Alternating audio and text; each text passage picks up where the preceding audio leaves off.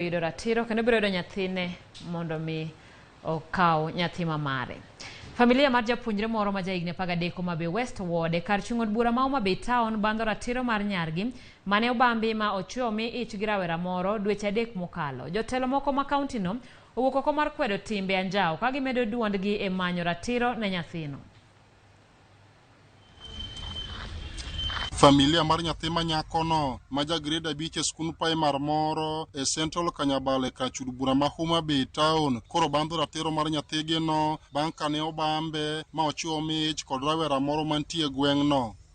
En tim makoch ma oweyo familia no gi chuny lit ka min nyathino ywak ni dwaro margi mondo kaw ndamo mar chik ni achich ma itudo gi tim makoch no pok onyago olemo moro amora ka okoyo migepe mag piny owacho mondo yie okonygi gi yud ratiro ne nyathigi no. Kana ayudo tarik 23 naneno ka nyathi ninda takawo nyathi atero i nyamrerwa moro kanyo tiyo gi jokodwogo.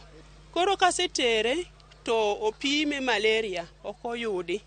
To awuoyo gi mamani to pimi ane chaki pimi ane na kata kopo ni ang'owa kata ko nyalo gajore to opim nyathini oyudo ko timre nado en gi ich. Tifo ong'ise ni atini dhi nyisi min nyathino mondo kinyo timre nade omondira ka gokinyi na mondo ire gokinyi kasetero wachni ka polis mwalo to ochako gochne ni to kesni otimore nang'o. Ana kwani sirikal mondo konya ni kichan gi lweta nono asewuotho ka polis to polis baga gi wach ogidwarie na wach tir aleo gi nyathini. Jalup ruoth ma Central Kanyabala wacho ni ripoti wi wach nyathi ma nyako no ne osetero e lwet obila ma sani koro dhi nyime gi timo nonro margi. Na rifai mondo dhi report Homa Bay Police Station mondo mi polise okaw case mondo mi gitim investigation mondo mi mark the suspect. Mama no dhi police station mano report dikro na weyo mondo police mokaw nikech an aonge gi thuolo mar wuotho kamanyo ng'amolal. Mano en tich mar police mondo mi gitim nonro mondo ging'e ni to nyathi manolal mano ketho ratich wadgi ni kama nade. Jatend migawo mochune chwech mar oganda e kaunti ma Homa Bay Sara Malit mane otimo limbe e dala gachich ma itudo kod wach no ne okwedo mokalo tim makoch mano tim ne nyathi ma nyako no ka okoni ok gibiling nyaka maka chieje no. Oseyudore ni Homa Bay County e achiel kuom counties mang'eny ma lead. In fact, wabedo rated number 2 e counties te mantiere Kenya. Ni wane ma weche mag ratiro ma iketho mag joma mine gi joma nyiri ng'eny kuomwa. Nitie cases ma not being reported.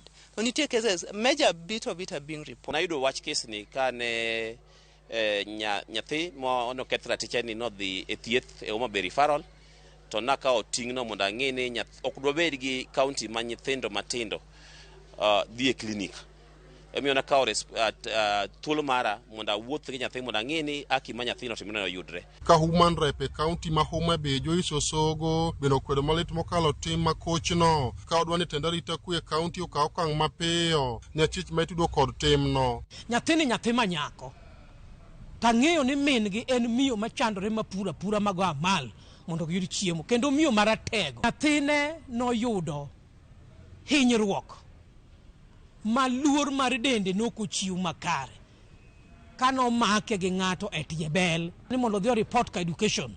Number 3 adwa no man chief of the area. Number 4 adwa no tudre gi county commissioner. No wacho no dhi kaw atua.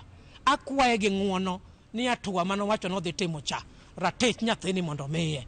Komanda mar obila e sub county ma Homa Bay Sami Koskei to wacho ni gidhi nyime gi luonda cha chieje no bang' kane oringo lal tok timo tim makoch no.